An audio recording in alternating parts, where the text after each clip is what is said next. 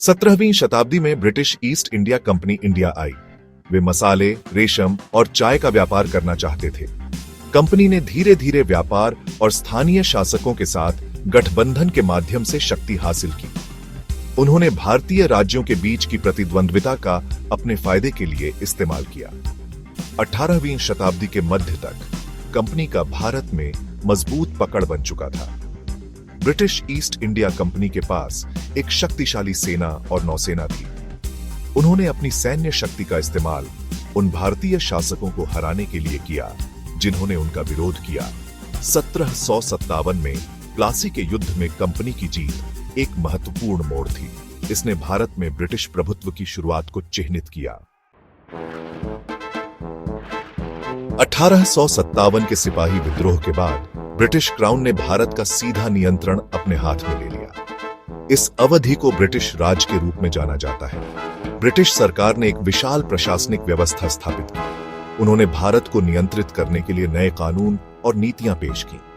अंग्रेजों ने रेल मार्ग, टेलीग्राफ लाइन और अन्य बुनियादी ढांचे का निर्माण किया। हालांकि यह विकास एक कीमत पर आया। ब्रिटिश नीतियों ने अक्सर भारत की कीमत पर ब्रिटेन को लाभान्वित किया। उन्होंने अपने लाभ के लिए भारत के संसाधनों और लोगों का शोषण किया।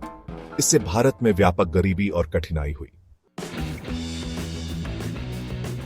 भारतीयों ने शुरू से ही ब्रिटिश शासन का विरोध किया। पूरे औपनिवेशिक काल में कई विद्रोह और बगावतें हुई। 1857 का सिपाही विद्रोह इन विद्रोहों में सबसे महत्वपूर्ण था। भारतीय सैनिकों, जिन्हें सिपाही कहा जाता है, ने अंग्रेजों के खिलाफ विद्रोह कर दिया। विद्रोह को बेरहमी से दबा दिया गया था, लेकिन इसने ब्रिटिश शासन की नींव हिला दी। जोखिमों के बावजूद भारतीय अपनी स्वतंत्रता के लिए लड़ते रहे। उन्होंने राष्ट्रवादी संगठन और आंदोलन बनाए।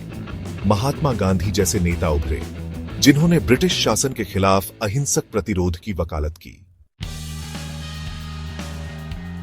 20वीं शताब्दी में भारतीय स्वतंत्रता आंदोलन ने गति पकड़ी। जीवन के सभी क्षेत्रों के भारतीय स्वतंत्रता संग्राम में शामिल हो गए।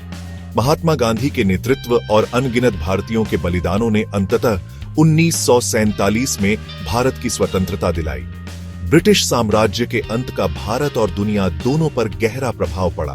भारत की कहानी मानव आत्मा के लचीलेपन और स्वतंत्रता आंदोलनों की शक्ति की याद दिलाती है। आज भी यह दुनिया भर में न्याय और आत्मनिर्णय के लिए लड़ रहे लोगों के लिए एक प्रेरणा का काम करती है।